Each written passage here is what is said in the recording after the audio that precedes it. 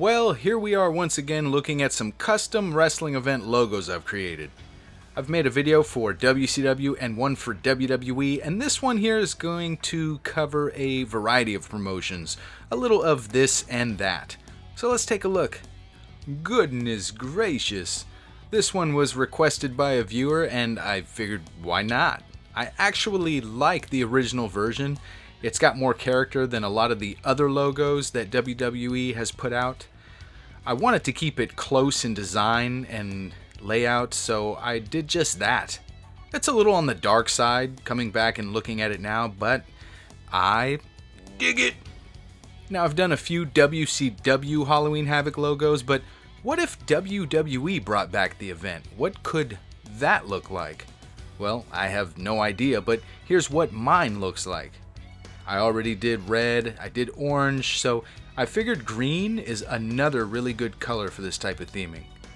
Hey, WWE, ditch Hell in a Cell and just use this for your October pay-per-view, okay?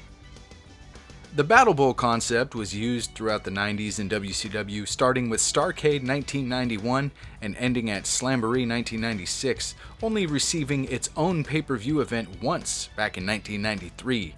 So picture an alternate reality. It's 1999 and WCW Mayhem isn't a thing. It doesn't exist. Instead, the November pay-per-view for this year is the return of BattleBowl. Yeah, buddy.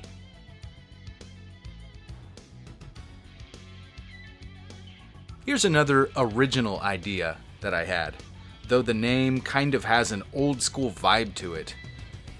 This would be cool as a pay-per-view to do maybe sometime in the summer months, like maybe even create some sort of new matchup for the event or something. I don't know. This one's kind of cool.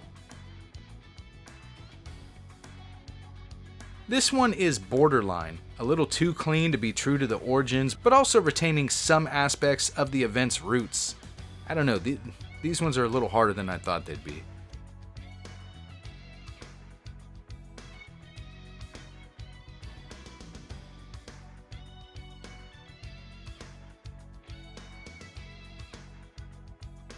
Back to WCW, and for this one I wanted to take an event that isn't well known and do it some justice. I've never been fond of the Sin logo, so why not give it a shot? A shot I gave it. It's still dark in tone and it gets its point across. This would look really good sprawled out over the canvas in my opinion. And I wanted to retain the classic WCW logo because I really didn't like that last rendition the company was using in '01. Alright, I'm not gonna lie, I struggled with this one. The original's a very basic design and I didn't want to completely alter it since it's one of their big events, or is it their big one? Anyway, I wanted to retain at least some of the styling here. It's still just a little bit simple for my liking.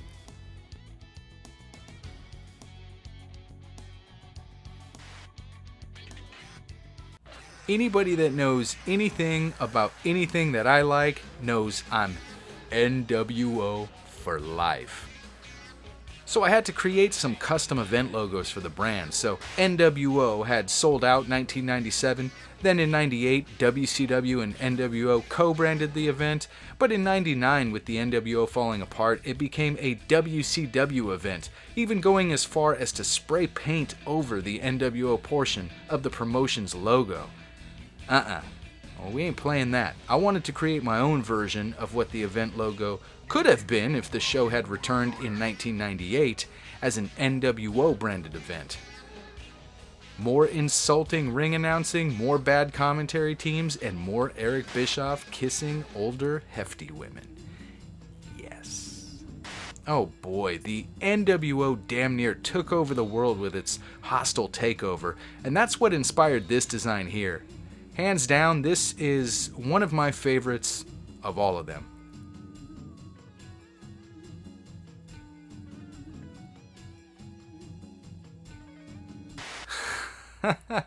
Okay.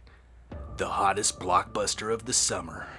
Bill Goldberg, Kevin Nash, Ric Flair in Shoot to Thrill. Rated R. I have no idea how we got here, but we're here and we're riding this one out. At first I just thought the name was kind of cool, so I wanted to come up with a logo for it, and it just started to look like a 90s action movie poster, so that's what it became. God bless Photoshop. Christmas time. Most people love Christmas, myself included, and WCW had other seasonal themed events, so why not this one? Now, I wouldn't want to lose Starcade over this, which was the promotion's yearly December pay-per-view, so maybe this one could be early in the month, like a smaller pay-per-view event, or even like a Clash of the Champions type of thing airing on TBS as a special. I played around with a few concepts for this, and they usually ended up a little too corny, and ironically, this one ended up similar to Starcade. I'll have to admit I haven't watched much NXT, so I'm kind of in the dark when it comes to the roster and history, but I do know that I really enjoy the TakeOver logos. I've seen that they base the logo on the location of the event, which is really cool, and I wanted to do that here as well, with this one taking place in Miami, chico. I wanted to go with a more pinkish and teal color scheme, kind of Miami Vice-ish, but I ended up playing with this purple theme and I just really enjoyed it, so I ran with it. Backlash. It's been around for a while and seen quite a few logos through the years, and I actually like the current version that WWE uses, but I wanted to go my own route here. This one goes back to the darker tone that the event once held, this time featuring a Grim Reaper theme, with his sickle replacing the letter L in the title. Kinda looks like it says Back Ash. This is yet another Nitro attempt. The show features one of my favorite logos in wrestling history, so I always find myself coming back to make my own version. I picture this as maybe the logo evolution if the promotion would have survived the Monday Night Wars, which is why I included the updated TNT logo.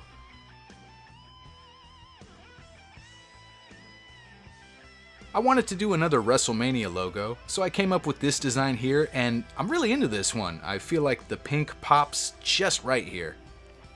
I changed the font on some of the title, but kept with the iconic W and M, as I still wanted to have that traditional style, at least to some extent.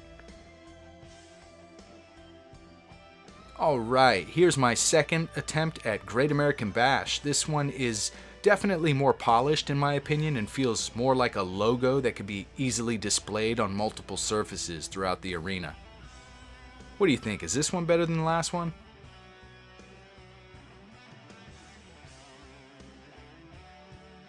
Here's another one I really wanted to do again. This one is a twist on the old school version of the logo with kind of an elegant style to it.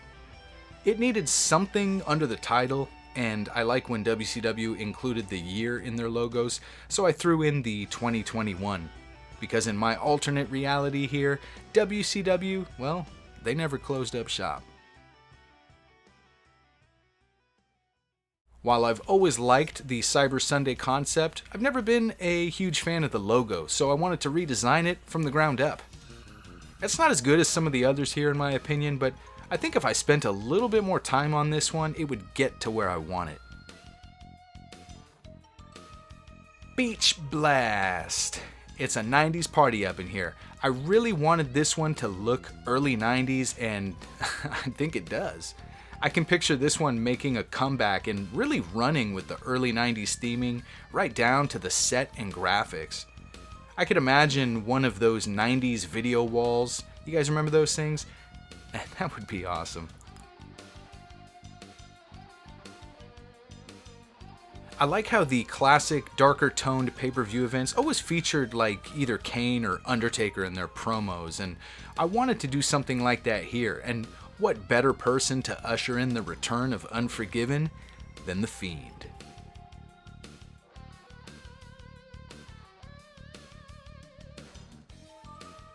I miss region-specific events. Well, I guess WWE does them, but I specifically miss Japan's Super Show, so I wanted to do a new age spin on that. It's on the simple side, but that's kind of the new look.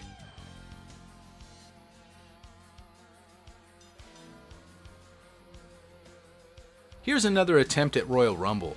Again, I was trying to do something different and original, but I wish I would have made this one a little bigger. Looking at it now, it just seems so petite.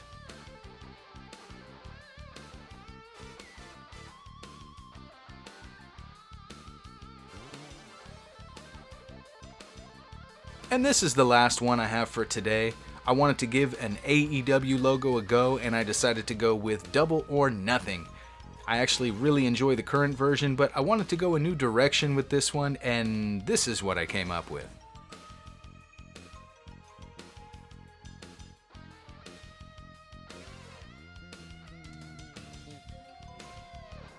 Well, that's what I have for this video. I hope you all enjoyed them, and I hope to have you back for my next video. Until next time, take it easy.